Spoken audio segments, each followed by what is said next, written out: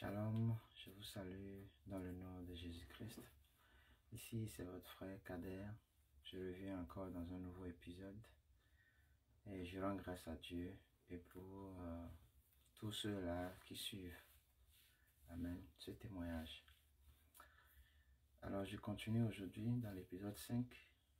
Et l'épisode précédent qui est l'épisode 4, nous avons parlé, j'ai parlé de comment est-ce que j'ai changé, comment est-ce que arrivé dans mon pays d'origine où j'avais quitté avant d'aller au Nigeria, comment est-ce que j'ai commencé par me comporter et chercher Dieu réellement, quand bien même la façon dont je cherchais Dieu, ce n'était pas comme ça qu'il fallait le faire, parce que j'étais musulman jusqu'à l'heure où je subissais tout cela, j'étais encore musulman et j'ai continué par faire les pratiques là, malgré que je ne me sentais pas vraiment,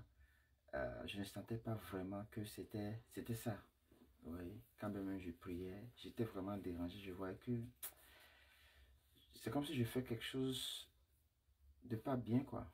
Vous voyez, bon, des fois les gens disent, tu as comme une intuition que ce n'est pas bon et tout. Donc c'était quelque chose du genre. Amen. Alors donc, aujourd'hui je continue dans l'épisode 5. Après ces moments à Cotonou où vraiment, je subissais tout ceci, où j'étais dans mes transformations, mes changements, il est arrivé que je me déplace de là pour aller dans une autre ville qui s'appelle Calavi. Là, j'ai vécu avec un frère là-bas pendant pratiquement 2 ans. 2 ans. Et c'est en cette période-là que vraiment j'ai vu une autre façon de Dieu. Alors, qu'est-ce qui s'est passé dans cette transition-là, dans ce moment-là? Il fut un jour où il y avait un frère qui voulait aller à l'église. Et je l'ai suivi. C'était un ami. Pendant ce temps, c'est un ami. Et qui allait à l'église, pas loin de chez nous. Et je l'ai suivi. Et alors, donc, c'est un voisin très proche de notre maison, collé à notre maison. Donc, on est devenus amis. Il allait à l'église, donc je l'ai suivi. Et arrivé à l'église ce jour-là, le pasteur qui prêchait parlait uniquement que de moi, comme si il me connaissait, comme si j'étais venu le voir pour lui parler de ma vie, lui raconter ma vie. C'est qu'il a décrit ma vie dans sa prédication de 0 à l'infini. C'est qu'il n'y a rien qu'il a laissé. Il a parlé exactement de ce que je suis en train de vivre. Exactement. C'est que la seule différence, c'est mon nom qui n'a pas prononcé dedans. C'était la seule chose qui manquait. Et alors, de ma place où moi j'étais assis, j'étais en train de pleurer.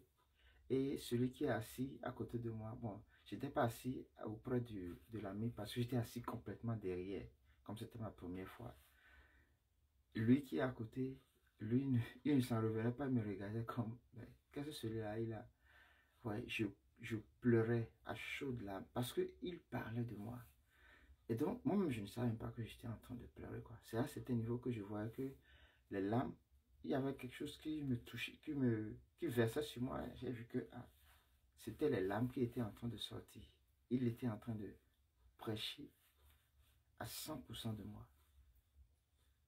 Et quand il a fini le message, je me suis arrangé pour aller le voir.